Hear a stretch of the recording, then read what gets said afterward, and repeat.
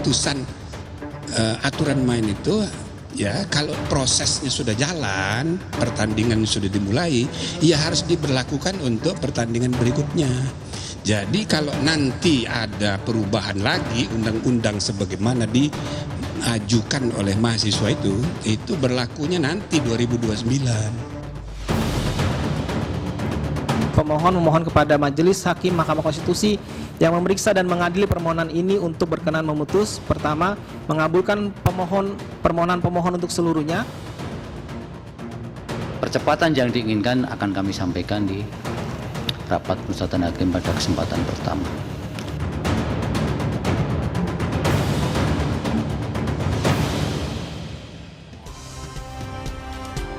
Masih bersama saya Maido Pelfrina di program Rumah Pemilu Kompas TV. Saudara, sejumlah kalangan berharap Mahkamah Konstitusi dapat menyelesaikan pemeriksaan pengujian kembali pasal 169 huruf Q Undang-Undang Nomor 7 Tahun 2017 soal syarat batas usia minimal calon presiden dan calon wakil presiden secara cepat. Ini diminta demi kepastian hukum setelah munculnya polemik pada pencalonan presiden di pemilu 2014 atau 2024 ini. Nah, menyusul dengan adanya pemaknaan baru pada putusan perkara nomor 90 tahun 2023, benarkah nasib Pilpres 2024 ada di tangan Mahkamah Konstitusi? Sore hari ini sudah bergabung bersama kami di studio mini Kompas TV yang ada di KPU RI bersama dengan pakar hukum tata negara Profesor Juanda. Selamat sore, Prof. Sore. Assalamualaikum warahmatullahi wabarakatuh. Waalaikumsalam warahmatullahi wabarakatuh. Yang pertama adalah sebelum kita bicara lebih lanjut, siang tadi yang sama-sama kita lihat, yang sama-sama publik lihat adalah soal pemilihan Ketua Mahkamah Konstitusi yang terpilih Soehartojo dan wakilnya Saldi Isra. Apa yang bisa kita lihat dari ini dengan komposisi ini? Ya, saya kira begini ya.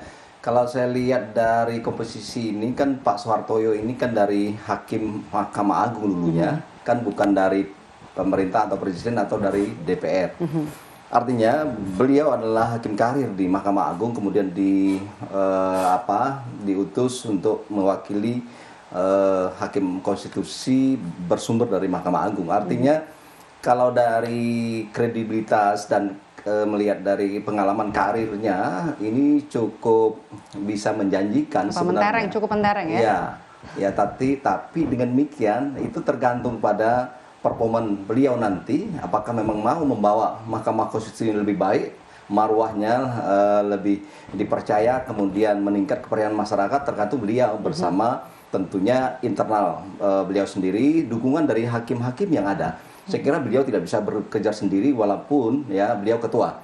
Dan tentu dorongan dan dukungan dari manajemen atau sumber daya yang ada di Mahkamah Konstitusi selain dari hakim itu juga menentukan. Nah, disinilah saya kira letaknya bagaimana 1 bulan, 2 bulan ke depan beliau harus melakukan satu perombakan yang sangat mendasar, apakah dari segi integritas, apakah dari kemampuan atau manajemen dan lain-lain, sehingga image dari masyarakat misalnya melihat bahwa Mahkamah Konstitusi sudah terpuruk dan degradasi kepercayaan. Saya kira ini merupakan sebuah tantangan yang sangat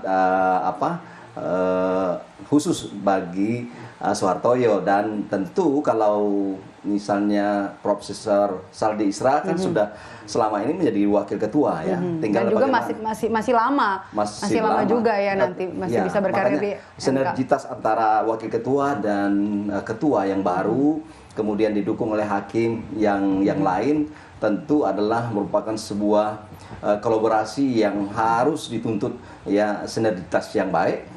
Sebab kalau hanya ketua saja atau wakil ketua tapi hakimnya bermasalah, ya nanti saya kira tidak akan memulihkan kepercayaan masyarakat, dan marwah dari hakim konstitusi sendiri masih tetap seperti ini. Saya kira membawa luka baru dan luka lama terus berjalan. Masih soal pemilihan seorang Soehartojo, Hakim Konstitusi Soehartojo. Banyak juga mungkin, meskipun juga Saldi Isra sebelum mengumumkan nama Hakim Soehartojo yang terpilih menjadi Ketua Mahkamah Konstitusi, bilang memang mengerucut namanya hanya 2, Saldi Isra dan juga Soehartojo. Tapi kalau kita lihat alasan dibalik keluarnya nama Soehartojo yang terpilih menjadi Ketua MK, kenapa tidak nama seorang Arief Hidayat yang juga merupakan mantan ketua Mahkamah Konstitusi baru 1 periode dan juga bukan nama Saldi Isra. Ya saya kira yang lebih tahu itu secara internal itu adalah Kita membacanya seperti apa? Mereka ya Hakim Konstitusi itu sendiri. Saya kira ini tentu ada subjektivitas antar hakim ya. Di samping memang objektivitas.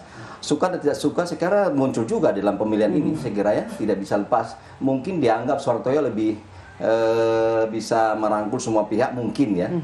Saya pikir tadi prediksinya Prof. Saldi yang akan jadi ketua karena dia sudah bertengger di wakil ketua, kemudian setengah lagi menjadi ketua. Tetapi ternyata di luar dari prediksi saya, beliau hanya calon saja terus tetap menjadi wakil ketua. Jadi itu pertimbangan mungkin objektif secara internal, apakah soal pengalaman atau memang ya ada argumentasi karena kemarin adalah siapa ketua Pak Anwar itu dari Mahkamah Agung, sumber hakim khususnya sekarang dari Mahkamah Agung misalnya itu. Saya tebakan saya sendiri ya. Tapi semuanya saya kira terlepas dari semua pertimbangan apapun, kita berharap dari luar masyarakat ini adalah bagaimana mengembalikan marwah MK yang itu yang penting. Saya kira siapapun itu. Kalaupun misalnya Suhartoyo tidak mampu, maka tunggu saatnya itu akan mendapat nilai yang jelek juga atau tidak bagus nanti. Karena Prof juga sudah menyinggung nama mantan ketua MK Anwar Usman, jadi kita bahas dulu. Anwar Usman sudah dicopot jabatannya dari ketua Mahkamah Konstitusi, kemudian hanya menjadi hakim konstitusi saja, tapi memang tidak boleh terlibat sama sekali dalam pemeriksaan maupun juga nanti pengambilan keputusan untuk soal perkara pemilu. Apakah ini bisa menjamin menghindari konflik kepentingan nanti di Mahkamah Konstitusi? Sulit kita ya untuk menjamin. Saya kira ini kan manusia kan sudah diprediksi. Tetapi kita berharap ini akan meminimalisir terjadi konflik kepentingan baru ya. Ini saya kira itu harapan kita semua ya. Nah, tapi semuanya saya pikir ini pembelajaran sangat bagus dengan peristiwa ini, dengan putusan MK sehingga mencopot ketua MK itu sendiri adalah manusia yang ingin belajar dari pengalaman. Saya kira inilah momennya, saya kira mereka untuk membuktikan bahwa tapi kenapa Anda pesimis? Kenapa Anda bilang sulit? Tidak pesimis, tapi begini, kalau kita misalnya memprediksi, apakah tidak mungkin kita bisa memprediksi seseorang pikiran dan wataknya toh.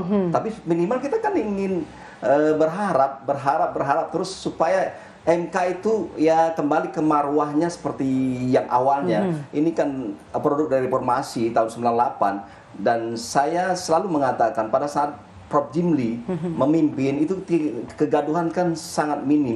Terus Prof. Mahfud, saya bukan memuji hanya 2 orang itu, tapi yang saya lihat itu kan memang ternyata benar bahwa kegaduhan itu muncul dari mana? Dari kelakuan dan etik hakim itu sendiri. Tidak bisa terlepas dari masalah konflik kepentingan ini, konflik interest ini. Iya, tapi begini, kalau misalnya konflik kepentingan yang mana yang harus kita lihat? Kalau misalnya dengan katakanlah Gibran atau dengan si siapa misalnya, saya kira sudah sedikit terputus.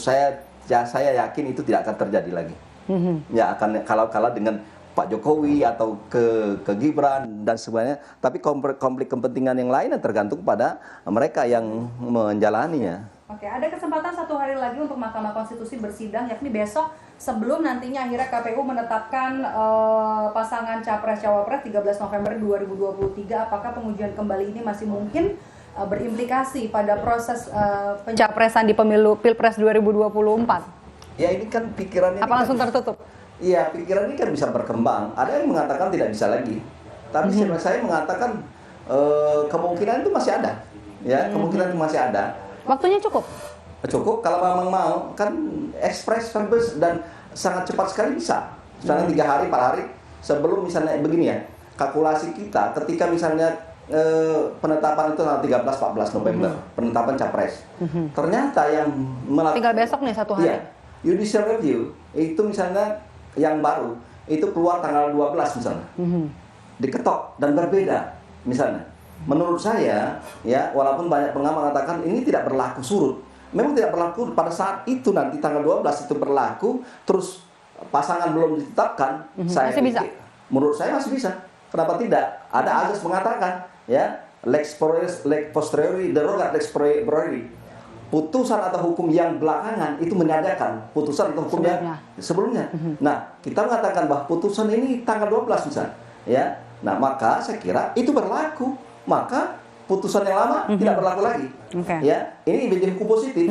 Itu mengatakan, tapi ada juga mengatakan, oh nanti akan berlaku 2029.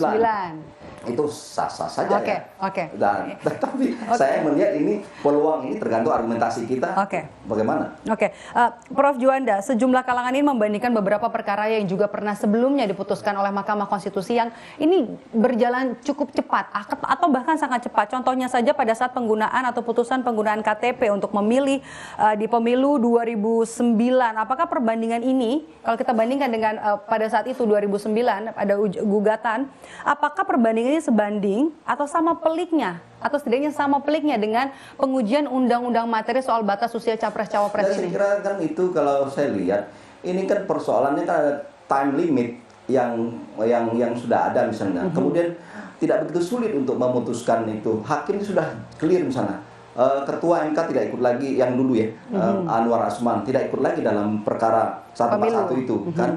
Tentu tergantung pada 8 hakim yang ada misalnya. Kalau memang mengatakan oh ternyata bahwa ini adalah penting dan cepat, maka ada akan asas peradilan cepat, sederhana dan ringan misalnya. Nah, kata cepat ini bisa saja diterapkan di dalam Mahkamah Konstitusi. Kenapa tidak? Dalam konteks bernegara, dalam konteks untuk menegakkan konstitusi hukum ini, kenapa tidak hakim itu memang memfokuskan sehingga dipercepat misalnya? Bisa saja.